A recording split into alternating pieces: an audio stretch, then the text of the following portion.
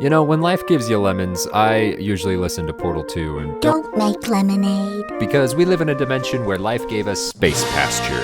So instead, I'll be throwing those lemons back into life's face and continue the story of Polygon Picklesworth, who is in the middle of reading a 1-star Uber review he got from this cowboy and his daughter, who Polygon might have promised to deliver a few weeks ago, but that's beyond the point.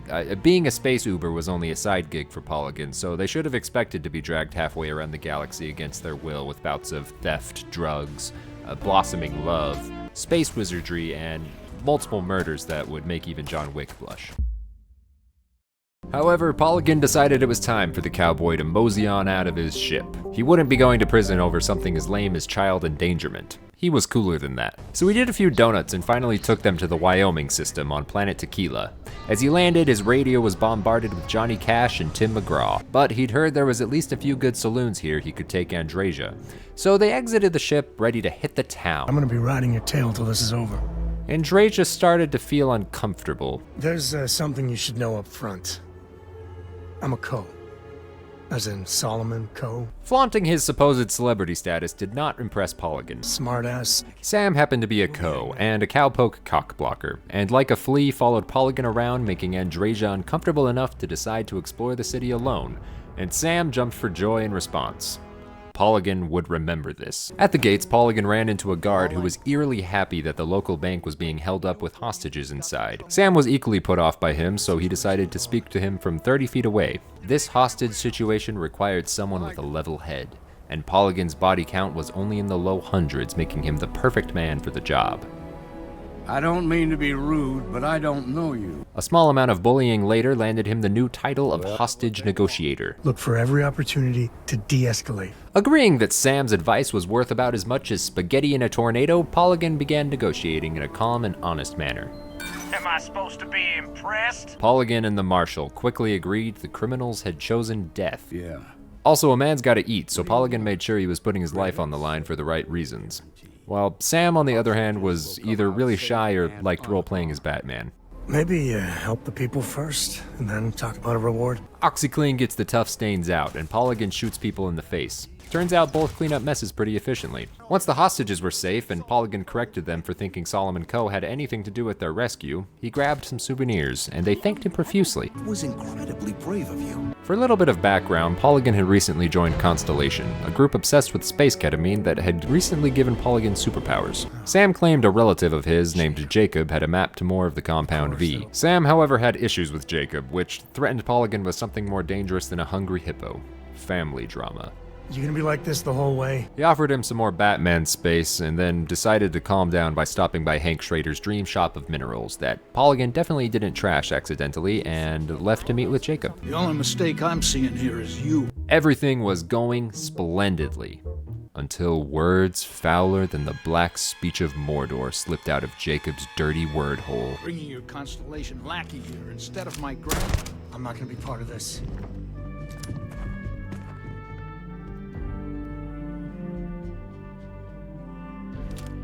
Polygon believed he had made his point. Sam, I guess, had some things to say that Polygon zoned out of, but Jacob was suddenly quite enthusiastic to give them the map. Easy. To celebrate, they went to the local tourist trap, where he took a free sample plushie. Wait, you know that's not ours. As the thought, Sam is a square, formed in his mind, he was jump scared by his parents. I can't believe we bumped into you. And here, of all places. I hope you didn't buy a ticket. Polygon was so glad his dad was so cool. I mean, he even knew that his dad was more cool than this scuba diver nightlight I found on Etsy. That night, a guard told them to Don't even think about leaving the city. as they left the city. On the way there, Polygon had plenty of time to realize he'd never been in better shape. They reached the gang hideout that was hiding the space ketamine, and Sam took this opportunity to demonstrate how naive he could be. A lot of smugglers are just down on their luck, so maybe a little live and let live. So, like the church scene from Kingsman, Polygon single-handedly erased the gang from existence. I say single-handedly because Sam spent the fight standing still before practicing a retreat strategy so advanced it must have been handed down from generation to generation. He now knew why the Co family was so famous. After disciplining Sam for his cowardice, he found a cool hat with the power to make you look like a vampire. Tragically, some cavemen lost their lives before Polygon went on another limitless drug trip. As the sun flashbanged him, he realized his headache wasn't the only thing that was new. A gang leader had some things to say to him. He couldn't really make them out because he was far too engrossed with whatever sad fate had befallen the face of the person behind her. As a favor, he put them out of their misery. With the space ketamine in hand, they made their way back to the ship to find that Sam's daughter had modified her genes to become the first plastic box human hybrid. Let me guess, you'd be a lot better if you had a bigger book allowance. You know me so well, Dad. So, what do you say? Evidently, Sam did not approve. They left Planet Tequila behind and dropped off the drugs back at the lodge. Finally, with the same satisfaction the final mission of Red Dead Redemption 2 gives me, Polygon parted ways with Sam and the child that had just Willy Wonka'd herself, being sure to cordially bid Sam farewell. Like a cheap Pokemon card, Sam was traded out for Walter, who Polygon quickly promised to give a ride to, that he promptly forgot about. Joining Sarah's clone as yet another stranded soul on his ship. As a free man, once again, he took Andreja out on a date. They landed at a beautiful establishment, a ship on the cutting edge of collapse with artificial gravity failure. A few pirates figured they'd throw their lives away before he and Andreja had a life-changing experience, learning what a caged hamster probably feels like. After a few more deaths, it easily locked in a spot as one of Polygon's top 10 dates. He was happier than Jake the dog winning Card Wars when he found out there was a planet named Skink. Skink shot up to the top of his priority list for obvious reasons, and he headed there immediately. Excited to be engulfed in the wonders of Skink, he got pulled over by the space cops.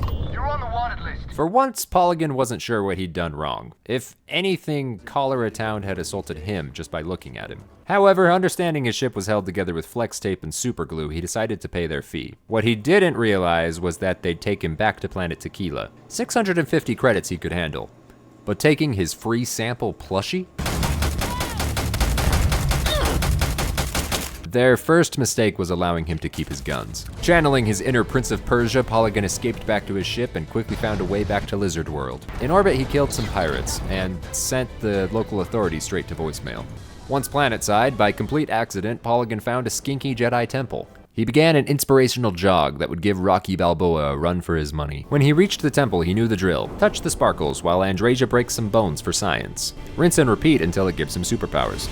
Obviously it worked. Like a true Jedi, Polygon could now force push. However, with great power comes great responsibility, and Polygon possessed one of those things. Mortified, he went to check on Andreja, and then had a meaningful meeting with the ground. It was not a happy meeting. Wanted convicts tend to not get the best healthcare benefits, so Polygon looked to fix his fractured leg planetside. Since running another few miles with a broken leg was easily the best form of transportation he could think of, he just did that. I mean, there was no other possibility for travel on a planet Polygon could think of. Certainly none that made sense anyway. You know what also doesn't make sense? Not subscribing. Polygon couldn't remember if one of the steps to gain superpowers was to press the subscribe button. It did ring a bell in his mind. That or he was extremely exhausted from running another 5 miles. Either way, he finally reached the not-so-deserted mineral plant. It was suffering from a basic case of cultist infestation. It's possible they were part of the Imperium of Man, but Polygon never asked. Unfortunately, even after taking everything they had, Polygon's leg remained as shattered as my mind was when I learned that army ants will work together to make a life raft out of themselves to survive a flood. After limping out of Texas Ranger-controlled space, they arrived back in New Atlantis so Polygon could slander them at the local news station. He told the story of the bank robbery as best he could remember it. Because what would people do without authentic, truthful news that never lied to them? And there's my quote right there. They figured they might as well do some shopping while they were there, but at their first stop, he could tell the shopkeeper was busy. So to be helpful, Polygon lightened his load. While in the process of relieving a gun from the wall, the manager began to cope about his lack of vitamin D. Personally, I think daylight's overrated. So, Polygon, being polite, made some light conversation with him, where he brought up some cursed boots. Now, Polygon had seen Ghostbusters a few times, making him more than qualified to deal with cursed items. So he accepted the man's task to take the boots to a faraway star system where they couldn't haunt him any longer. Specifically, he wanted them delivered to a backwater space station controlled by Star Fox's nemesis. They gracefully docked the ship, and Polygon began to slip the boots into a hidey hole when... Hey, newbie. It's a nice set of boots you got there. They for sale? I'll give you, say, 500 credits for them. For making such a generous offer, the least Polygon could do was give him some top-notch fashion advice. You got a point. This mug has seen better days. Clearly he misunderstood his good intentions, but either way he decided to sell the cursed boots to him. To be honest, I might have gone as high as $2,000. I'm not saying I ripped you off, but I'm sure as hell thinking it. Now, there's a few things you shouldn't do in life, like sleeping naked in the snow, trying to hug a bear, ripping off a cartel, and certainly not gloating to Polygon's face. I practically stole him from you. Proving himself the weaker man, he drew his gun. This caught Polygon more off guard than the beginning of The Last of Us Part 2. On the bright side, his leg was feeling much better, so he surrendered, thinking surely the sentence for punching a man wouldn't be that high. I've been authorized to inform you that you're being transferred to the UC Vigilance. Polygon was incorrect. They had taken him to the most secure prison ship in the Navy, and like the credits to a good movie, his removed stolen goods played in the corner. A cop then came in and offered a deal. Go undercover as a pirate for them or lock him up forever. Now, Polygon was no rat.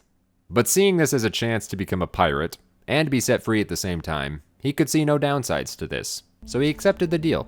I'm sure they're sad to see you go. However, the true miracle and mystery of this story is the fact that they let him keep his sick hat this entire time.